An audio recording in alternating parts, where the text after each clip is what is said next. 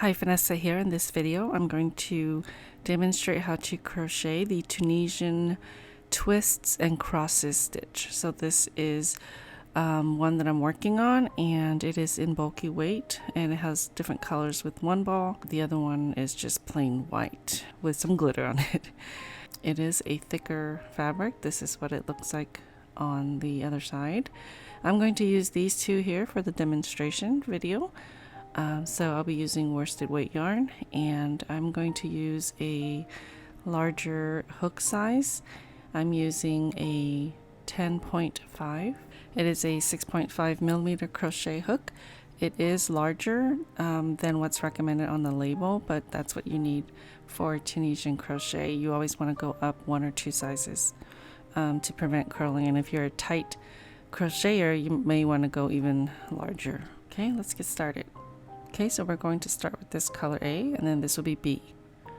So you want to work a slip knot, and we're going to chain in multiples of 2. So it's in multiples of 2 plus 2 edge stitches. So I'm just going to make a little sample, and I'm going to chain in multiples of 2 plus the 2 edge stitches. So in the end, you will have an even number of stitches.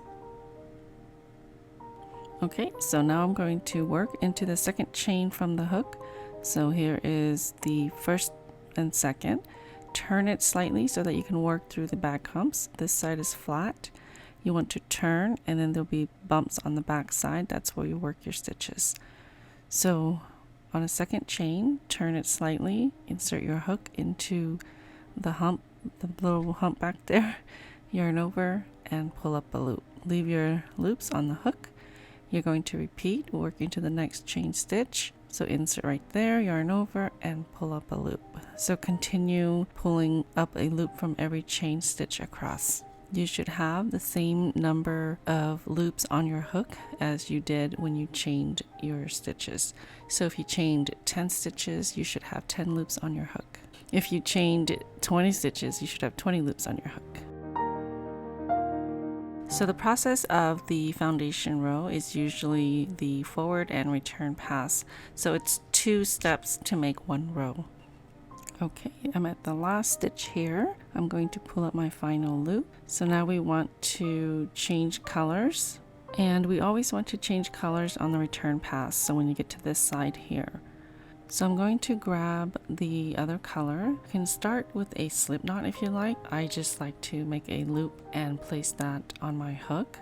Then you want to chain 1 to start your return pass. Okay, yarn over, pull through 2, yarn over, pull through 2, and then just repeat across.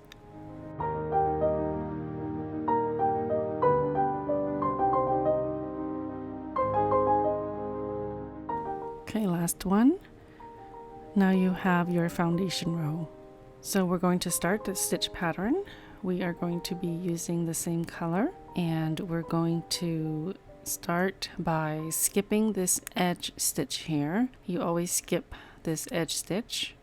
Okay, we're going to start by skipping the next stitch and then working the next one. So we're going to work a Tunisian simple stitch. Insert your hook through the vertical bar. There's one back here. You just want to work through the front. Then you're going to yarn over, pull up a loop, and then we're going to go back to the one we skipped right here and work a Tunisian simple stitch. So insert your hook, yarn over, and pull up a loop, and now you have worked a cross stitch. So you can see the little X right there. So that's what you're going to repeat all the way across. Skip the next vertical bar here, into the next Tunisian simple stitch, go back and work a Tunisian simple stitch. Again, skip 1 Tunisian simple stitch, and the next, go back and work that stitch as well. So I'm going to repeat across.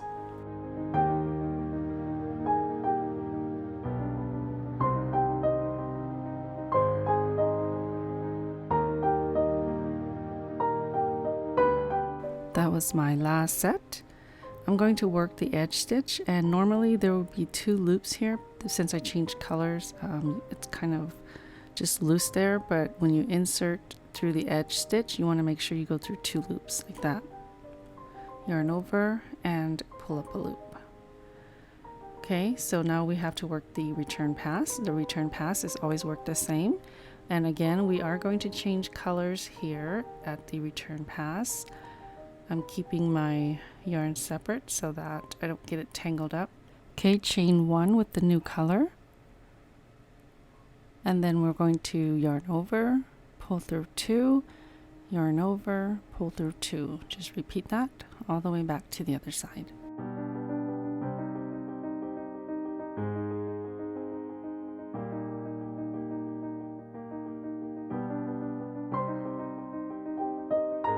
Okay, my last one. Skip this one as usual. Then into the next stitch, you want to work a Tunisian knit stitch. So normally you would enter the vertical bar like this.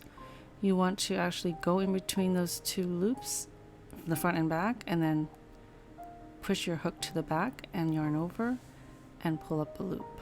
So you can see here, that's the back, that's the front. You want to go in between those 2 loops. So that is a Tunisian knit stitch. For the next stitch, insert your hook from the other side. So it's a twisted knit stitch. So insert your hook through to the back, yarn over and pull up a loop. Okay, so you're just going to repeat that in the 2 sets here. You can see they're right above the cross stitches. So you're going to repeat Tunisian knit stitch, insert your hook through to the back, yarn over, pull up a loop. Next stitch, insert your hook from the other side and through to the back, yarn over and pull up a loop.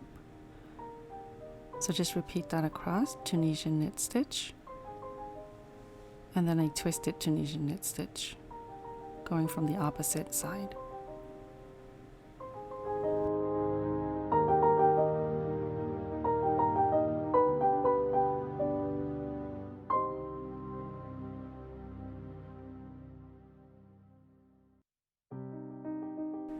Okay, so edge stitch, so you can see both loops now.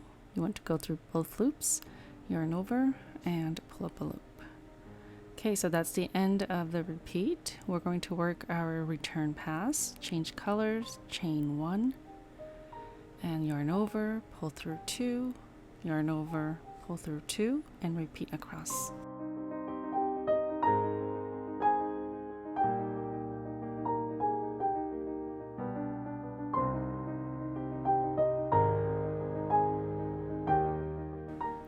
Okay, so that is going to be your repeat. We're going to now work the cross stitches across, like down here. Okay, so let's repeat that very first row with the cross stitch. We're going to skip the edge stitch as usual, skip the next stitch, insert Tunisian simple stitch, go back, and Tunisian simple stitch. So there is your cross stitch, skip 1 Tunisian simple stitch, go back, Tunisian simple stitch. So repeat this across.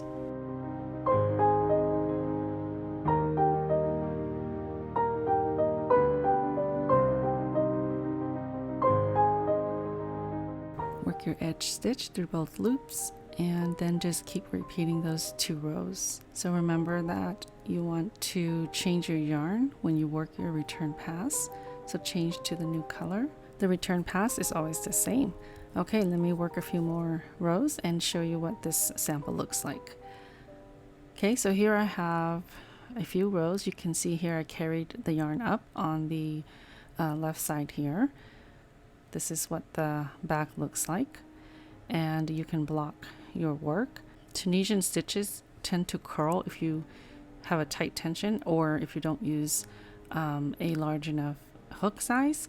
If you have too much curling on the bottom, you can start off with an even bigger hook and then switch on back when you work the rest of the pattern.